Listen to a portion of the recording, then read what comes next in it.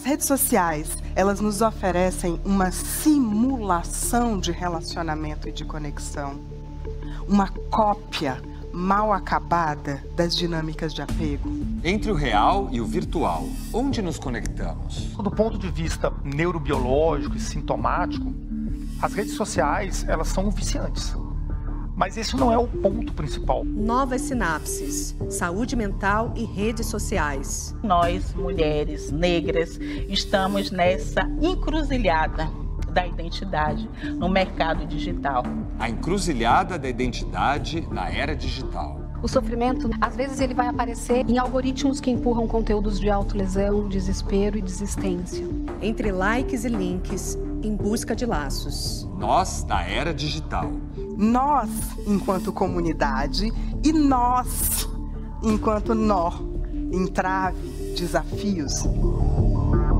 Tema dessa série do Café Filosófico.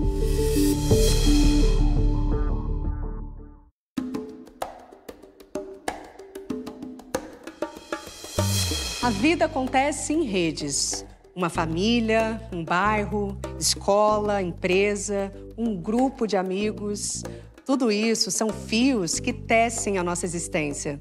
O ser humano não é uma ilha, mas quando surgem as redes virtuais, passamos a fazer parte de um universo, de contatos, de informações, de múltiplas interações. Vivemos justamente essa transição de eras, de seres analógicos para seres cada vez mais digitais. Como isso impacta o nosso modo de perceber o mundo, de achar nosso lugar nele? Toda época da história humana, da história da humanidade, ela tem alguns marcos. E nós não podemos negar que a nova forma de socialização, as redes sociais, que a tecnologia e, infelizmente, o adoecimento mental, o adoecimento psíquico são marcas da vida contemporânea, principalmente nesse começo de século XXI.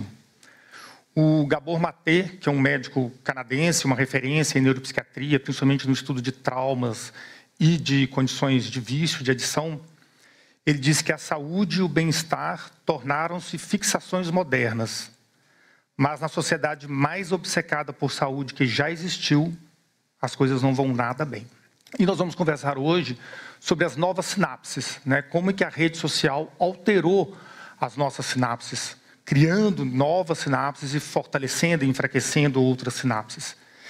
A primeira reflexão que eu quero propor a vocês é a gente refletir um pouco sobre a palavra rede, sobre o conceito de rede. Se nós pensarmos sobre, por exemplo, uma rede de um pescador, a rede de pescaria, ela é formada por vários nós e por linhas, né, por fios que unem esses diferentes nós. Mas existe um outro sentido da palavra rede, né? A rede nós podemos usar como uma rede de transporte urbano. São vias de trânsito que se unem em centros, em grandes estações, e dali partem outras vias para outros destinos, como se esses centros fossem os nós da rede física. E existe uma outra rede, que são as redes neurais. Então, as vias neurais, as vias sinápticas, elas são formadas por feixes de fibras nervosas que vão fazer sinapse em determinado grupo de células, em determinada área do cérebro, ou áreas mais profundas ou áreas mais corticais. Essas informações serão processadas e dali elas serão transmitidas como uma informação modificada para outra área do cérebro. Portanto, a gente vê que rede tem diferentes significados e sentidos às vezes opostos, né? Uma rede ela pode significar proteção, contenção, limites e até mesmo aprisionamento. Mas a rede pode significar também movimento, liberdade, criatividade. A ambiguidade da palavra rede também está presente na forma como as redes sociais interferem na nossa existência. O antropólogo Levi Strauss, ele diz que cada um de nós é uma espécie de encruzilhada onde acontecem coisas. Ou seja, cada um de nós em uma rede, seja uma rede social real ou digital, o ser humano ele sempre se organizou em grupos que têm algumas características específicas. Por exemplo, são grupos hierarquizados. Mesmo os grupos de caçadores-coletores da África, eles tinham uma organização hierarquizada, geralmente uma referência moral, uma referência religiosa, que fazia contato com os ancestrais, com as divindades e que aconselhava o grupo. Na nossa sociedade contemporânea, os pequenos grupos, os grupos que produzem cultura, que produzem conhecimento, eles são hierarquizados, né? A escola com professores e os alunos, as empresas, as famílias com pais e filhos, instituições religiosas com os líderes religiosos e os devotos. Há uma hierarquia na socialização humana.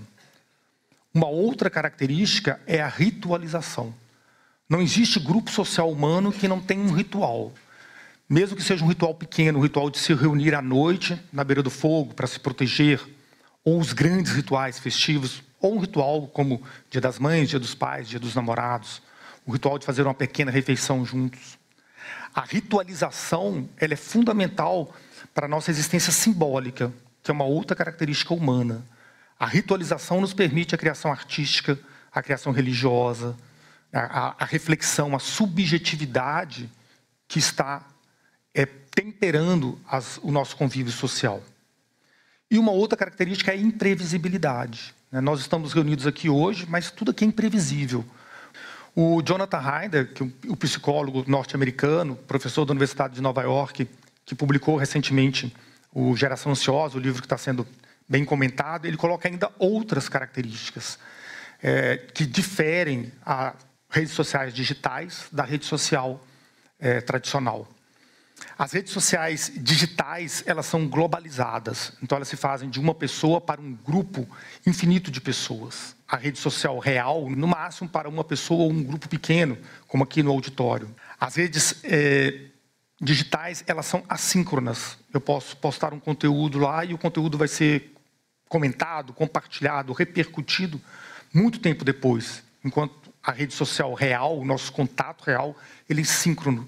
Ele acontece num limite determinado de tempo. Na socialização real, para eu conhecer uma pessoa, para nós conhecermos alguma pessoa, a gente precisa exercitar a empatia, a compaixão, a gente precisa dedicar tempo àquela pessoa, conhecer a pessoa. Ou seja, existe um custo emocional na socialização. Nas redes digitais, não, é tudo mais fácil, é tudo mais rápido. Basta adicionar, seguir, e se algo não me agradar, basta bloquear, cancelar, deixar de seguir. Então, não existe custo emocional nessas relações. E a relação social real, ela é corporificada, né? A gente se comunica também com os nossos gestos, com a nossa postura, e até mesmo com o nosso silêncio, né? Com a nossa imobilidade. Ela pode transmitir sinais, transmitir informações com todas essas características. As redes digitais, elas são não corporificadas. Portanto, o Jonathan Haidt questiona se as redes sociais elas são verdadeiramente sociais ou se elas são parasociais ou até mesmo antissociais. E é importante a gente pensar, quando a gente fala de rede social digital, que elas são ferramentas concretas, né? Não são ferramentas virtuais, no sentido amplo do termo, gerenciada por avatares ou por algoritmos ocultos, né? Elas são ferramentas criadas pelo homem. São ferramentas que se concretizam em tela, em brilho, em luz, em cor, em som. Então, são ferramentas que nós precisamos aprender a utilizar. As redes sociais, elas são tão ambíguas e, às vezes, ardilosas quanto as outras redes, né? As redes sociais, elas promovem, como o próprio nome diz, uma socialização ampla. Mas elas também incentivam a solidão. Elas promovem a inclusão, podem promover o conhecimento do diferente, a inclusão de diferentes culturas e diferentes visões do mundo. Mas elas também podem promover o cancelamento, a exclusão, o extremismo. Elas podem nos aproximar de alguém que está a milhares de quilômetros daqui. Mas elas podem nos afastar de quem está de frente para mim. Se eu pego a tela e fico dedicando apenas à rede, à tela do celular, eu me afasto de quem está muito próximo. Nós, brasileiros, somos aficionados por redes sociais. É o terceiro país do mundo mais conectado, mais presente nas redes sociais. Somos mais frequentes nas redes sociais do que os norte-americanos. Cada um de nós permanece cerca de 5 horas por dia nas redes sociais. O Orkut era uma rede que a gente acessava muito pelo desktop. Tinha uma capacidade limitada de fotos, eram 12 fotos. Tinha um depoimento que os amigos colocavam, geralmente eram depoimentos bem elogiosos. E as comunidades eram totalmente lúdicas, inofensivas, né? Eu lembro de algumas, como Odeio Segunda-feira, ou Achei que era sorvete, mas era feijão. E o que eu fico refletindo, eu quero propor também de reflexão para vocês, é como que nós saímos de uma rede tão lúdica, inofensiva, leve, e chegamos às redes atuais. Umas redes que a gente associa com adoecimento, com depressão, com ansiedade, com insônia, com cancelamento. Teve um outro ponto na história das redes sociais, que foi quando, após o Facebook alcançar uma projeção maior, foi a incorporação do Facebook do Instagram pelo Facebook. E isso não foi apenas uma questão empresarial, uma questão de empresas, né? Quando elas se uniram também na mesma tecnologia de algoritmos, na mesma lógica de algoritmos. Então, as duas redes, que eram na época as redes principais, elas passaram a oferecer ao usuário aquilo que o usuário supostamente queria ver, aquilo que era de agrado ao usuário. E isso é um marco importante, né? Porque a gente passa a receber um conteúdo personalizado de acordo com o meu prazer, com o meu bem-estar. Obviamente, isso me afasta das diferenças, daquilo que não me agrada, da opinião diversa. E essa lógica dos algoritmos, ela ainda permanece. Depois surgiu a câmera frontal do iPhone, que foi um outro marco, né, que parece assim, apenas um detalhe técnico, mas foi a câmera frontal do iPhone que popularizou a cultura do selfie. Então passa-se a cultura da autoimagem, e aí surge a figura dos influencers, né, que vem substituir o que a gente chamava de garoto propaganda ou de garota propaganda. Enfim, foi uma série de mudanças ao longo do tempo. Com o desenvolvimento da banda larga, o surgimento de smartphones, com tecnologia de processamento de dados muito rápida, capacidade ilimitada de armazenamento de dados, o que ocorre? Ocorre uma quebra de limites, né? O momento do trabalho se mistura com o momento de lazer e vice-versa. Então, a rede social entra em todos os ambientes, em todos os domínios da vida e continua entrando, né, cada vez mais. E passa a ser uma ferramenta do capitalismo, de ganhar dinheiro e de ganhar muito dinheiro. E houve um momento que nós, estudiosos, médicos, profissionais da saúde mental, nós não acompanhamos essa mudança. E nós ficamos um pouco perdidos aí do impacto que essas mudanças causariam na vida das pessoas. As redes sociais, elas são tão pervasivas que mesmo quem está fora das redes está sob efeito das redes. Elas determinam o que nós consumimos, determinam a produção cultural e o consumo cultural, obviamente determinam como nós nos socializamos, como nós fazemos amizade e realizamos atividades sociais. E elas interferem também na linguagem, né? Várias palavras surgiram e foram popularizadas devido às redes sociais. Né? Selfie, depois teve FOMO, JOMO, Fear of Missing Out, o Joy of Missing Out, que é a ansiedade, o medo de perder algo, de não acompanhar todos os acontecimentos do dia a dia, ou a vontade de se ausentar, de estar afastado desse burburinho, dessa quantidade imensa de atividades que nós temos. Surge o cyberbullying, e agora, em 2024, surgiu o brain rot, que é o apodrecimento cerebral. Então, vejam, a gente sai de uma rede lúdica, inofensiva, e a gente chega até o apodrecimento cerebral. Há poucos dias eu tive acesso a uma outra palavra, que é abstinência, app, de app, que é a abstinência dos aplicativos. É a saída voluntária dos aplicativos.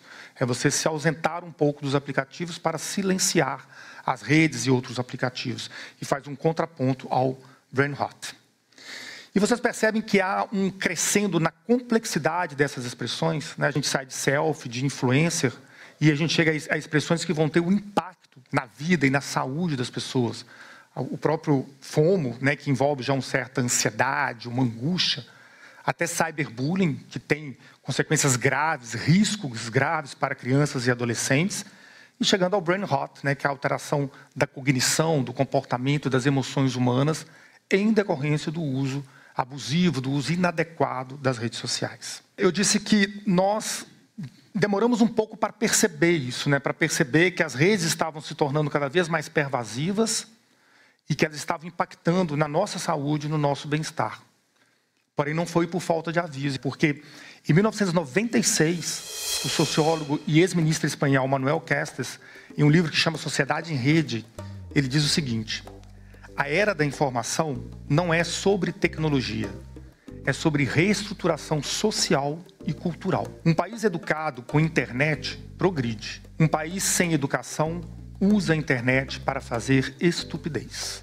E em estupidez aí eu coloco cyberbullying, brain rot, cancelamento, vício em bets, vício em apostas eletrônicas. Ou seja, quanta estupidez nós permitimos que as redes fizessem por deixar que elas se tornassem tão pervasivas e por não aprender a usar essa ferramenta tecnológica.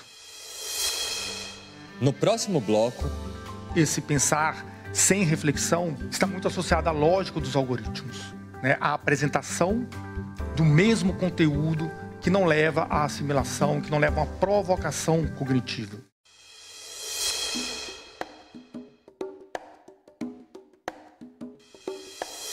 O mundo digital mudou o ritmo da vida, mudou o nosso vocabulário, a comunicação, a nossa forma de dar opinião.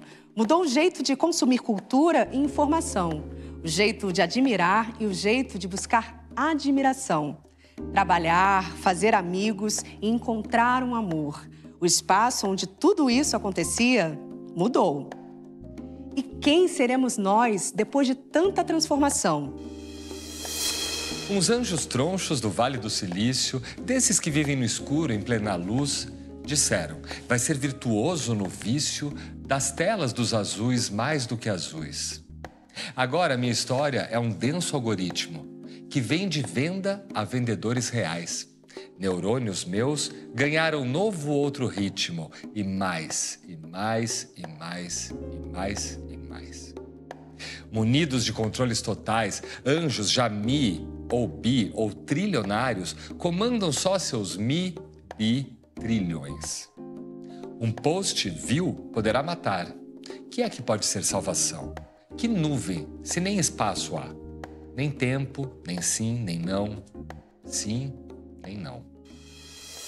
Neurônios meus ganharam um novo outro ritmo. Eu digo que essa é a forma mais poética de conceituar a neuroplasticidade, né? Neuroplasticidade é a capacidade do cérebro se moldar e se modificar em frente a estímulos externos, estímulos culturais e estímulos internos. E é isso que as redes fizeram com todos nós, né? Deram outro ritmo aos nossos neurônios. Mas que ritmo é esse? É o ritmo de ouvir uma mensagem de áudio em 2 vezes? É o ritmo das multitarefas? É o ritmo da fadiga mental, do cansaço, da ansiedade? Sempre quando a gente ouve falar sobre o impacto das redes, a gente fala sobre o risco do vício, né, da dependência em redes virtuais ou dependência em internet.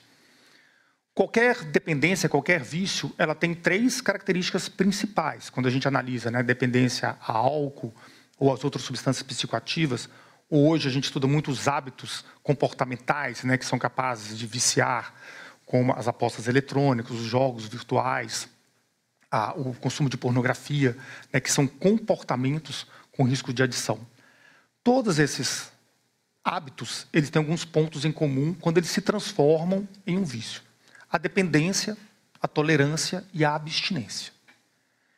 Se pensarmos em rede social, a dependência pode ocorrer quando há um consumo excessivo, quando a pessoa tenta diminuir e não consegue, e quando esse uso interfere em vários domínios da vida da pessoa, né? Interfere na sua forma de socializar real com outras pessoas, no trabalho, no estudo, na produção acadêmica. A tolerância é quando ela quer mais e mais e mais. Então, ela quer o último smartphone porque tem o melhor processador, ela quer mais tempo de rede social. O adolescente, por exemplo, que vai argumentar com os pais que ele precisa de mais tempo, pouco tempo não satisfaz mais. E a abstinência é o sentimento de desconforto, de irritabilidade, de ansiedade, de insônia, quando não tem acesso àquele comportamento ou àquela substância. Portanto, do ponto de vista neurobiológico e sintomático, as redes sociais, elas são viciantes. Mas esse não é o ponto principal, porque o impacto das redes é muito maior do que a adição. Do ponto de vista cerebral, as redes atuam no cérebro de forma semelhante a todas essas condições que eu mencionei: álcool, substâncias psicoativas, pornografia e apostas eletrônicas. Elas ativam o circuito cerebral de busca e recompensa, que é o circuito cerebral do prazer, que é uma área cerebral rudimentar, antiga, que nós compartilhamos com mamíferos mais antigos, muito semelhantes. É uma área fundamental para a nossa sobrevivência, porque é a área que fornece o prazer de saciar a fome, a sede e o prazer da reprodução. Mas é também uma área que nos coloca em risco de dependência, de vício. Esse sistema neural antigo, ele está sob o controle de uma área cerebral mais recente, de evolução mais recente, que é o córtex pré-frontal, que vai modular essa busca pelo prazer. E isso é fundamental para a gente compreender o risco dos adolescentes nas redes sociais. A questão é, esse circuito neural de busca e de prazer, de busca e recompensa, ela é uma via baseada basicamente em dopamina. E as vias dopaminérgicas cerebrais, elas são insaciáveis. Portanto, todo desejo humano, que é um desejo dopaminérgico, ele é um desejo insaciável. Eu vou querer mais e mais e mais. Se o córtex pré-frontal não falar não, o seu prazer pode vir de outra forma. A gente pode modular esse prazer, você pode ter prazer em outra substância, ou você pode consumir essa substância e pensar nas consequências a longo prazo. Aí a gente muda essas redes neurais e a gente ativa outros circuitos neurais e mudamos a forma de busca de prazer e de recompensa. Mas os hábitos dopaminérgicos, eles serão sempre insaciáveis. Um outro ponto que torna um pouco mais complexo a gente falar em vício em rede social é porque o efeito das redes sociais ele é heterogêneo. Se eu pego um grupo de pessoas, naquele grupo, a depender do gênero, o impacto da rede vai ser diferente. A depender da idade, o impacto também vai ser diferente. E o tipo de rede social também tem impactos diferentes. Depender do conteúdo, basta um pequeno tempo de exposição às telas para haver um dano à saúde física ou à saúde mental. Depende da relação dessa pessoa com o ambiente real onde ela está, da história de vida dessa pessoa, do que ela está buscando na rede social. Não é a rede social em si ou o tempo de exposição de tela. São vários fatores que vão interagir e que vão resultar em um determinado desfecho, que pode ser positivo ou negativo. Um grupo de estudiosos canadenses, eles dividem o consumo de conteúdo em rede social de dois grandes tipos. O zombie scrolling ou doom scrolling, que é a rolagem do tipo zumbi ou a rolagem do fim do mundo, a rolagem da catástrofe. A rolagem do tipo zumbi é quando a gente vê aquelas notícias mais estranhas na rede social, aquelas coisas muito meme ou aquela cultura de celebridades, notícias vazias que não nos transmitem nenhum conteúdo reflexivo e que dão aquela sensação de que mundo é esse? Né? O que está acontecendo com o mundo? O que está acontecendo com as pessoas? Esse tem um efeito dissociativo, né? Nos afasta da realidade, do mundo real e, portanto, aumenta a sensação de solidão, a sensação de estranheza, a sensação de angústia. Já a rolagem do fim do mundo, a rolagem da catástrofe, é o consumo excessivo de notícias trágicas, de notícias ruins, né, de crimes, do que há de mais perverso na espécie humana. Esse tipo de conteúdo nos leva a um constante estado de alerta. É como se a gente vivesse sempre com medo. E também está associado a ansiedade, depressão, insônia e afastamento social. E todos os dois tipos têm um ponto em comum, que é o que a gente chama de sedentarismo cognitivo. Porque eles não levam à reflexão. Eles querem apenas chocar a um afastamento ou um estado de alerta constante. É um sedentarismo cognitivo e emocional. Né? Porque nós não nos envolvemos emocionalmente, não tem reflexão, não tem ponderação, não tem um exercício de opinião ao consumir esse tipo de conteúdo. Sabemos que esse tipo de conteúdo tem impacto em todos nós. Mas o ponto mais delicado é qual o impacto em crianças e adolescentes. Né?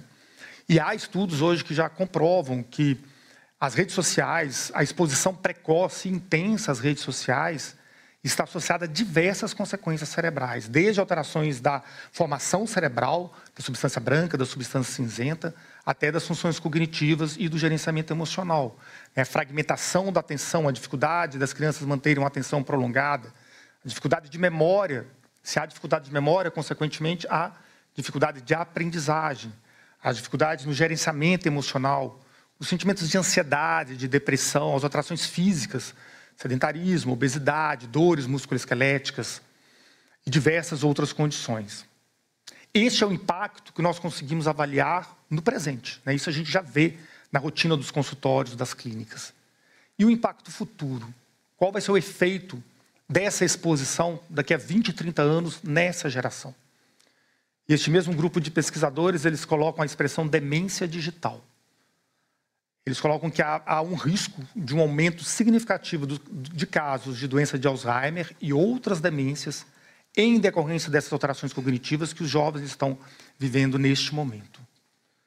Essas alterações cognitivas caracterizam uma condição que nós chamamos de comprometimento cognitivo leve. O comprometimento cognitivo leve é um estágio inicial de vários tipos de demência, incluindo a doença de Alzheimer, a doença frontotemporal e várias outras condições. Esses jovens, segundo esse grupo de pesquisadores, esses jovens estão em um estágio de comprometimento cognitivo leve, que pode representar daqui a 20, 30 anos, um aumento relevante no número de casos de demências e outras doenças neurodegenerativas. Ou seja, causa um certo desconforto. Nós pensávamos que nós estamos mais próximos de 2050 do que do ano 2000.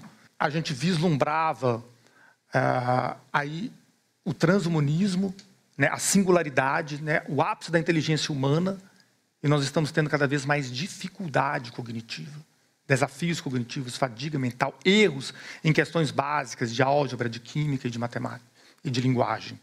Esse pensar superficial, esse pensar sem reflexão, está muito associado à lógica dos algoritmos, né? À apresentação do mesmo conteúdo que não leva à assimilação, que não leva a uma provocação cognitiva.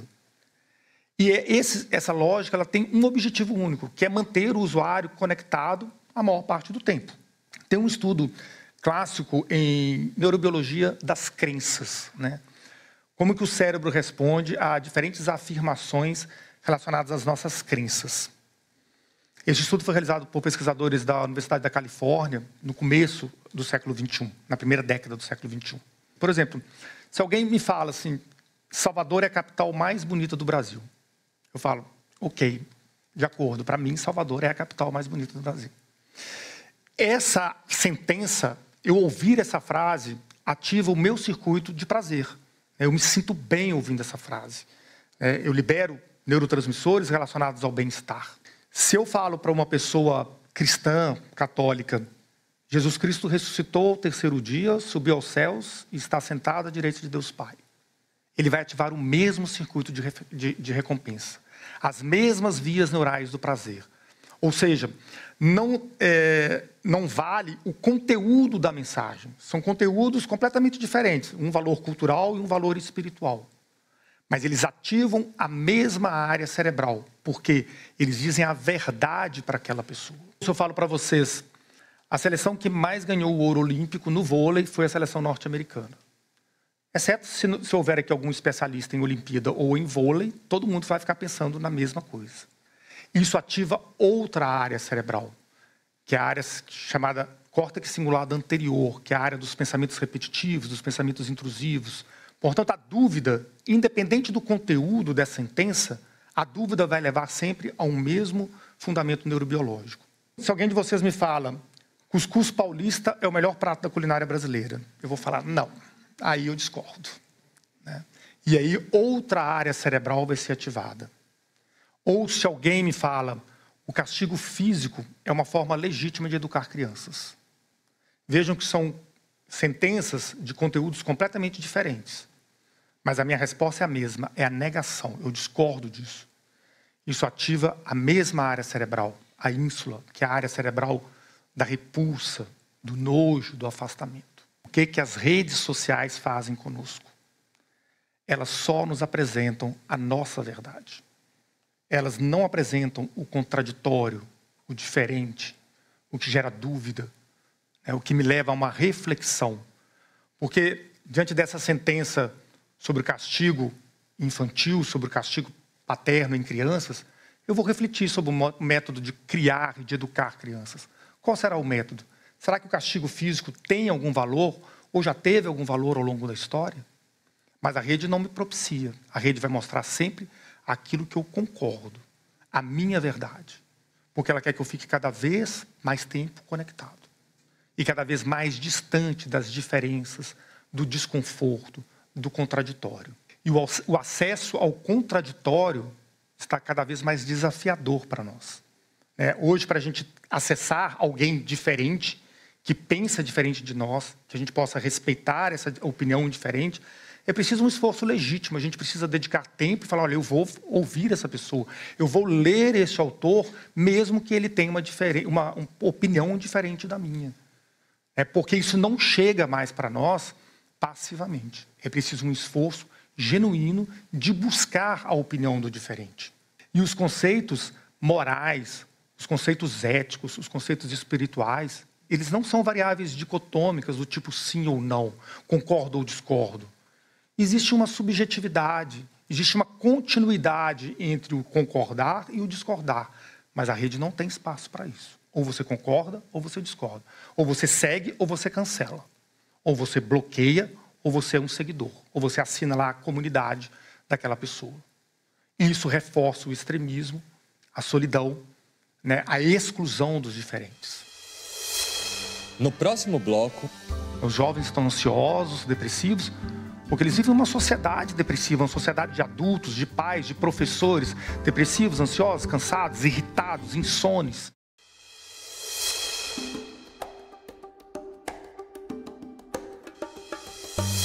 O inferno são os outros, dizia o filósofo Sartre. Mas quem são os outros em tempos de redes virtuais? São muitos, são desconhecidos, parecem íntimos, podem ser seguidos, imitados. Ou deletados, bloqueados, cancelados. O silenciamento do outro, que deseja e pensa diferente de nós, tem produzido novos infernos. Entre os extremos da identificação total ou da discordância absoluta, cresce um abismo de solidão. O filósofo sul-coreano Byung-Chul Han, em um livro A Expulsão do Outro, ele diz o seguinte: mídias sociais representam um estágio de atrofia do social. A conexão digital total e a comunicação total não facilitam o encontro com o outro. Elas servem, antes, para passar direto pelo estranho e pelo outro e encontrar o de igual inclinação. E cuidam para que o nosso horizonte de experiência se torne cada vez mais estreito. Elas nos emaranham em uma fita do eu e nos levam, por fim, a uma autopropaganda que nos doutrina com as nossas próprias ideias. Esse texto foi publicado em 2012, mas quando eu li, eu lembrei de imediato de um poema do Carlos Drummond de Andrade, que foi publicado em 1980, portanto, décadas antes das redes sociais digitais. Eu desconfiava. Todas as histórias em quadrinhos são iguais. Todos os filmes norte-americanos são iguais. Todos os filmes de todos os países são iguais. Todos os best-sellers são iguais. Todas as mulheres que andam na moda são iguais. Todos os partidos políticos são iguais. Todas as fomes são iguais. Todos os amores iguais, iguais, iguais. Iguais todos os rompimentos. A morte é igualíssima. Todas as criações da natureza são iguais. Todas as ações cruéis, piedosas ou indiferentes são iguais. Contudo, um homem não é igual a nenhum outro homem, bicho ou coisa. Ninguém é igual a ninguém. Todo ser humano é um estranho ímpar. Essa é uma grande definição da sociedade contemporânea, né, do momento atual. Uma sociedade de iguais, mas uma sociedade ainda formada por seres ímpares, individuais, incomparáveis, únicos. E esse é o nosso grande desafio. Como respeitar a individualidade de cada um, as características de cada um, numa sociedade de iguais. Como preservar essa individualidade, essas características que são únicas, que são ímpares e incomparáveis. O Walter Ugumãe, um autor português contemporâneo, no livro Paraíso São os Outros, ele diz o seguinte: as pessoas são tão diferentes, aprecio muito que o sejam. Fico a pensar se me acharão diferente também. Adoraria que achassem. Ser tudo igual é característica de azulejo na parede. E mesmo assim, há quem misture. A beleza da nossa espécie, a beleza do humano, está na mistura das diferenças, né? Uma parede de azulejos iguais é muito monótona, né? E é isso que as redes estão nos tornando, né? Grupos sociais monótonos. E este efeito antissocial das redes, ele é ainda mais pronunciado nos adolescentes, né? Os adolescentes, eles têm características muito interessantes, né? Muito próprias. Uma delas é a autoconfiança, né? Um adolescente, ele é cheio de si, né? Ele corre riscos, ele tem um comportamento de riscos, até por uma certa imaturidade lá do córtex pré-frontal que regula o comportamento. E o adolescente, eu costumo brincar que ele é subespécie humana, sem qualquer desmerecimento aí no termo subespécie, mas ele é a subespécie humana mais social que tem, porque nós somos seres sociáveis, nós dependemos do outro. O adolescente, ele não vive sem o outro. O adolescente que não vive com o outro, sem o outro, ele está em risco de adoecimento. Então, ele tem um grande apego aos pares. Este efeito antissocial, portanto, tem um impacto ainda maior no adolescente, porque o efeito antissocial leva a uma sensação de pertencimento, porque eles podem se unir pelo ódio ao outro, né? Pelo culto da inferioridade ao outro. E ele vai sempre buscar a construção da sua identidade no outro. A adolescência é o momento no qual nós construímos a nossa identidade. Nós vamos construir os nossos propósitos de vida, o que nós queremos ser na vida, qual a nossa importância na família, no grupo social que nós vivemos, quais são os nossos valores mais caros. E para construir a identidade, eu preciso do outro. Eu preciso de identificar no outro as minhas semelhanças, mas eu preciso identificar também as diferenças.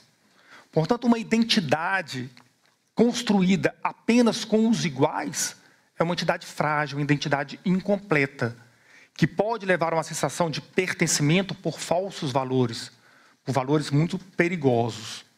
Mas as redes sociais, elas fornecem facilmente essa sensação de um suposto pertencimento. E aí leva a um risco de adoecimento mental e até mesmo de identificação por um determinado diagnóstico neuropsiquiátrico. Portanto, é muito comum hoje na prática médica, na prática clínica ou de psicólogos, a gente atender adolescentes que nos procuram e que falam: eu vim para confirmar o meu diagnóstico de TDAH, ou eu vim porque eu acho que eu sou autista. Ele já se identificou com um grupo na rede e ele se deu o diagnóstico. E você desconstruir essa ideia, desconstruir essa identidade, é muito mais desafiador. O diagnóstico mental, ele foi incorporado à identidade. E ela passa a entrar num looping de narrativas de acordo com aquele diagnóstico. Por quê? Porque ela não tem acesso ao diferente, a uma opinião contraditória, para dizer que determinada característica de desatenção não significa TDAH, pode significar outras condições. Portanto, as narrativas das redes, elas são armadilhas perigosas para todos nós, mas especialmente para os adolescentes. Muitas vezes o diagnóstico equivocado dessas condições mentais em adolescentes, diagnósticos feitos através das redes ou em avaliações muito rápidas, eles aprisionam. Em vez de libertar, de dar mais conhecimento, mais autonomia para essa pessoa, ela fica aprisionada num rótulo de um diagnóstico médico, de um código médico. Uma outra questão é a responsabilização individual e a culpabilização.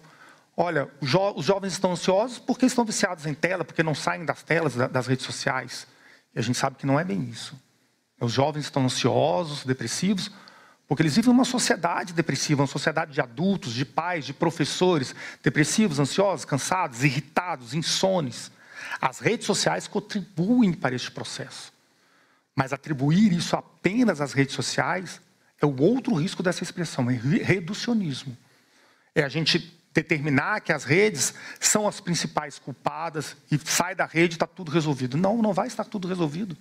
Enquanto a gente não olhar para os outros fatores do adoecimento mental coletivo, nós não vamos resolver essa questão. E os adolescentes vão continuar sendo rotulados de geração ansiosa. Em 1871, um psiquiatra britânico, Henry Moseley, ele publicou uma carta na revista Lancet, que o título era o seguinte, era uma pergunta: a loucura está aumentando? Ele não responde essa pergunta, mas ele coloca algumas hipóteses, né? E aí vamos voltar no tempo, 1871, fim do século XIX. A humanidade passava pela sua segunda revolução industrial.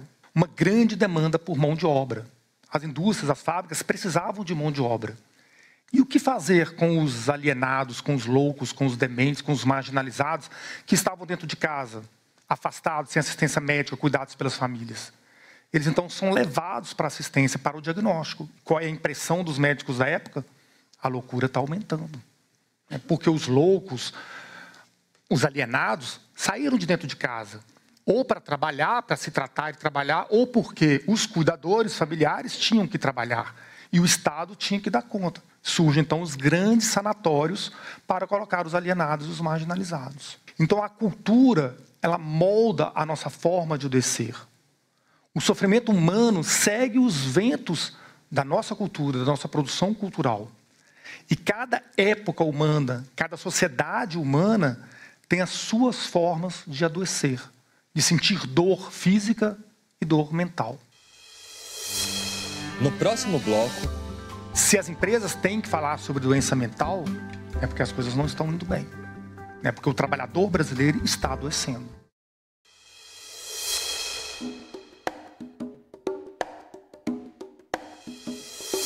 Sim, a vida sempre aconteceu em redes. Mas com as redes digitais, nosso mundo se ampliou. Encontramos pertencimento e nos sentimos fazendo parte de uma comunidade global. A existência virtual nos enriqueceu. Mas a era digital também formatou novos tipos de sofrimento. Hoje, vivemos a ameaça do sedentarismo cognitivo, da demência digital, do vício em telas, em apostas e pornografia online. A tecnologia, que é solução e alívio, também tem virado a nossa caixa de Pandora, a explicação para todos os males que vivemos. Quando as redes produzem de fato sofrimento e quando servem para mascarar a nossa dor de existir. Qual a semelhança do fim do século XIX com o início do século XXI? Início do século XXI, o culto à meritocracia, a necessidade de trabalhar 24 horas por dia, 7 dias por semana. As redes sociais, os aplicativos de mensagem entrando em nossa rotina, ocupando nossos espaços de lazer, nosso espaço de socialização. O culto à produtividade, ao empenho, à entrega de resultados. A desvalorização dos momentos de contemplação, dos momentos de reunião presencial, de observação, de oração. Oração no sentido mais amplo, não a oração religiosa, mas a oração diante de algo sagrado que nós reconhecemos como sagrado, como um encontro entre pessoas, tem ali a sua sacralidade.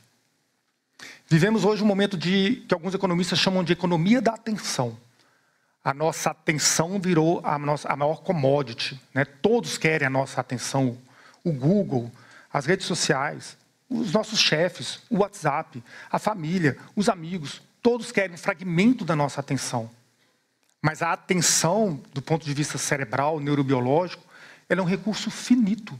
Nós não temos tanta atenção, e se a atenção falha, irão ocorrer falhas de memória, vamos ter irritabilidade, insônia, ansiedade. E quando entra a insônia no jogo, a coisa se perpetua, a gente entra no looping. Porque se eu não durmo bem, no dia seguinte eu vou estar irritado, insone, desatento, com dificuldade de gerenciamento emocional, e eu repito a mesma história que eu contei, que eu vivi no dia anterior. Portanto, dificuldades atencionais, ansiedade, insônia, fadiga mental, burnout, são sintomas legítimos para o momento histórico que nós estamos vivendo. E essa compreensão é importante para quem sofre e para quem cuida. Se os profissionais de saúde não tiverem essa compreensão, nós vamos cair num reducionismo. Numa outra característica da sociedade contemporânea, a medicalização excessiva. Tudo vira rótulo diagnóstico, qualquer desconforto vira sintoma ou código diagnóstico. Mas o diagnóstico, a conduta e a avaliação de exacerbação ou de atenuação dos sintomas deve envolver características biológicas, mas também aspectos psíquicos, simbólicos e sociais. O contexto em que essas pessoas vivem, como elas se relacionam com outras pessoas, a vida real delas no dia a dia. Eu não posso dizer que o tempo excessivo de tela causou depressão e ansiedade, porque pode ser justamente o contrário. Uma pessoa depressiva, ansiosa, pode estar usando tela para aliviar os seus sintomas. E há uma associação, quanto mais tempo de tela, maior a gravidade da ansiedade e da depressão. O Brasil é considerado hoje o país mais ansioso do mundo, e é o 5º país mais depressivo do mundo. E vale a pena citar isso porque nós caímos na armadilha da identidade, da sensação de pertencimento. A gente ainda acredita que o povo brasileiro é um povo alegre, festeiro, cordial, mas a realidade não é bem isso. A realidade A vida é real e de viés, citando Caetano Veloso, né? Neste momento histórico, o brasileiro é um povo triste, é um povo ansioso, é um povo violento.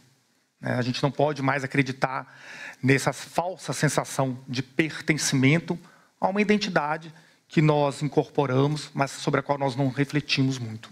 Em 2024, cerca de 500 mil brasileiros foram afastados do trabalho devido a um diagnóstico relacionado a um fator mental, ao adoecimento psíquico. Em maio de 2025, entra em vigor a nova NR1, a norma regulamentadora 1, que dita as regras sobre saúde no ambiente de trabalho, sobre risco de adoecimento no trabalho e determina a inclusão de riscos psicossociais na avaliação do risco de adoecimento profissional, né? E aí, mais uma vez, a doença mental sai do seu limite. A doença mental vai passar agora a ser discutida nas fábricas, nas indústrias, nas empresas. Se as empresas têm que falar sobre doença mental, é porque as coisas não estão indo bem. É porque o trabalhador brasileiro está adoecendo. Se nós continuarmos apegados a essa identidade, como povo, como sociedade, isso nos faz afastar da nossa realidade. E a gente vai ainda estigmatizar ainda mais o adoecimento psíquico e a doença mental. Uma outra característica recente da neuropsiquiatria é a incorporação do conceito de fator de risco na psiquiatria. Durante muito tempo nós entendemos fator de risco em outras áreas da medicina, por exemplo, o tabagismo como fator de risco para o câncer de pulmão, o alcoolismo para fator de risco para doenças hepáticas ou cardiopatia, a hipertensão para um fator de risco para hemorragia cerebral. Mas recentemente essa ideia foi incorporada na psiquiatria. Então, por exemplo, o transtorno de déficit de atenção e hiperatividade, o TDAH, é reconhecido como um fator de risco para ansiedade, depressão, vícios na vida adulta. Mas não tem dúvida que há realmente um excesso de diagnóstico, né? Muitas pessoas com um diagnóstico equivocado que não têm as características. Mas, a meu ver, isso não tira legitimidade do diagnóstico, da condição e do adoecimento de grande parte da população brasileira. E o que é mais grave, a gente compreender as desigualdades brasileiras, né? Muitas crianças e adolescentes brasileiros estão sem acesso a uma avaliação médica, uma avaliação psicológica adequada, e quando tem um diagnóstico, não tem acesso ao tratamento, ao acompanhamento psicoterápico, ao uso correto de medicamentos. Então, o Brasil, como sempre, mesmo na doença mental, nas condições mais contemporâneas, ele é sempre marcado pela desigualdade. Nós temos uma classe privilegiada com acesso ao diagnóstico, aos melhores recursos terapêuticos e uma grande população de vulneráveis, né? E a população de vulneráveis é vulnerável a todas as outras condições psíquicas. Depressão, ansiedade, insônia. A desigualdade social é o grande fator de risco para o adoecimento psíquico na população brasileira, né?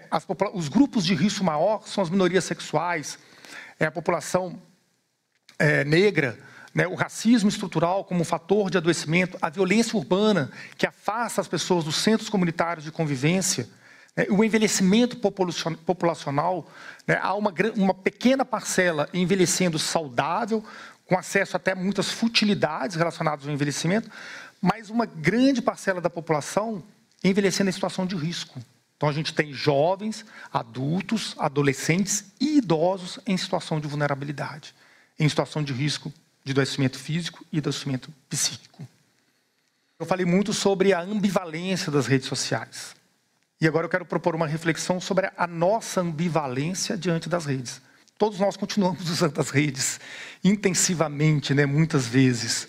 E um grande desafio é como orientar crianças e adolescentes, né, nesse ambiente perigoso, nesse ambiente ardiloso das redes sociais. Emitir opiniões, discordar, exercitar o contraditório, debater, é cada vez mais difícil nas redes sociais.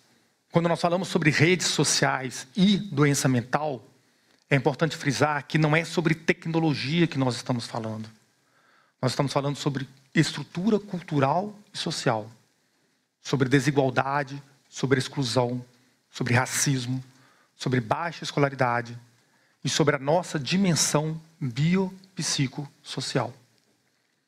A verdadeira conexão humana, a verdadeira socialização, ela deve ser heterogênea, ela deve ser misturada. Ela pode ter um pouco de Sartre, o inferno são os outros, mas ela pode ter muito de Walter Hugo Mãe. O paraíso são os outros. O mundo acendeu o sinal de alerta para os efeitos das redes sociais na nossa saúde mental. A vida online pode viciar, isolar, adoecer. Mas ver a tecnologia como única vilã também pode nos impedir de olhar para as estruturas sociais de desigualdade e sofrimento que as redes reproduzem e agravam. No nosso YouTube, o debate desta palestra aprofunda essa nossa relação ambígua com as redes.